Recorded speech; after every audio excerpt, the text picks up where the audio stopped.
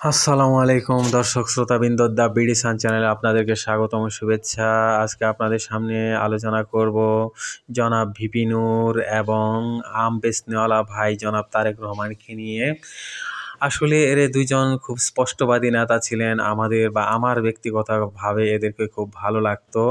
VP নূরের প্রতি সন্দেহ ছিল, কারণ তিনি যেহেতু আগে আওয়ামী লীগ করতেন, পরবর্তী তিনি বিভিন্নভাবে চড়াই উতরাই পেরিয়ে নানান দল করে বাম, ডাকসুর, ভিপি এসব করে তিনি কিন্তু একজন পরিচিতি পেয়েছেন। তিনি অত্যাচারিত হয়েছেন, তার রক্ত ঝরেছে। এইজন্য জনগণ হয়তো তাকে অনেকটা ভালোবেসেছিল। এবং আপনারা জানেন সোশ্যাল অ্যাক্টিভিস্ট পিনাকি, ইলিয়াস দাদা এরা কিন্তু খুব পছন্দ করতেন তাকে। কিন্তু এখন তার বক্তব্য দেখলেই বোঝা যায় তার গলার স্বর নরম হয়ে গেছে।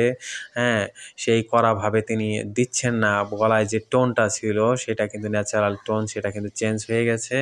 আবার এদিকে আমাদের আম বেচনেওয়ালা ভাই জনাব তারেক রহমান, তিনিও আমার বেশ ফেভারিট ছিলেন। আমার না, অনেকেরই হয়তো, যদিও তার দল কেউ তেমন করে না, তারা তেমন কোনো ইনফ্লুয়েন্সার না, কিন্তু তাদের বক্তব্য তো অন্তত জনগণের কিছুটা হলেও ভালো লাগে, দেশপ্রেমিকদের বক্তব্য ভালো লাগে। কিন্তু এখন বর্তমানে দেখা যাচ্ছে আম বেচনেওয়ালা ভাইও তিনি কিন্তু ভারতের পক্ষেই স্বর নরম করেছেন।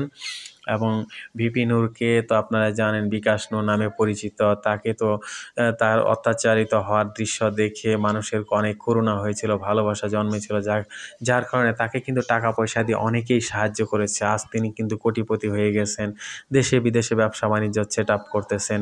তিনি কিন্তু একজন সাধারণ গরিব ঘরের ছেলেই ছিলেন। শুধু নেতৃত্ব এবং দেশের প্রতি ভালোবাসা শো করে কিন্তু তিনি কিন্তু এগিয়ে গিয়েছিলেন। এখন সেই দেশের প্রতি তিনি আবার কিন্তু বিশ্বাসঘাতকতা করার চেষ্টা করতেছেন।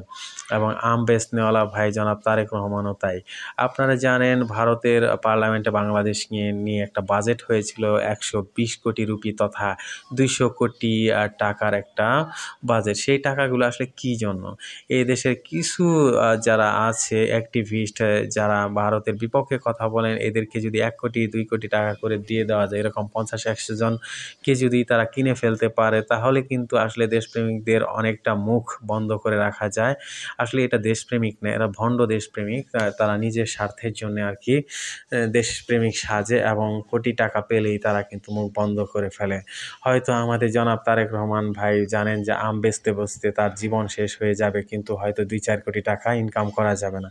তাই বাংলাদেশের দেশীয় এবং ভারতীয় এজেন্টদের কাছ থেকে তিনি হয়তো কয়েক কোটি টাকা পেয়েছেন, যেটা দিয়ে তার সারা জীবন চলে যাবে এবং দলটিকেও তিনি গোছাতে পারবেন।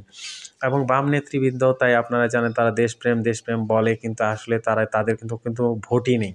তারা ভোট নেই, কিছু কর্মী আছে, এই কর্মীরা তা বিদেশ থেকে বাইরে থেকে টাকা পায় এবং সেই টাকা দিয়ে তারা বিরিয়ানি পার্টি করে, হ্যাঁ, শাহবাগ বা বিভিন্ন স্থানে তারা মিটিং মিছিল করে। প্রকৃতপক্ষে বাম বা এই ছোট ছোট দলদের নেতাকর্মী ছাড়া কোনো ভোট নেই।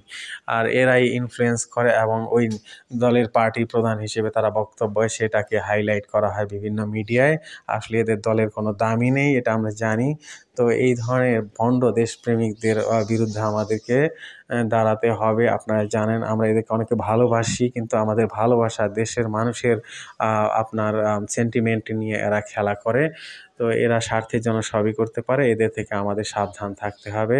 সবাই ভালো থাকবেন এবং আমাকে সাপোর্ট করবেন। নিয়মিত সুন্দর সুন্দর ভিডিও পেতে আমাকে উৎসাহিত করবেন। আসসালামু আলাইকুম।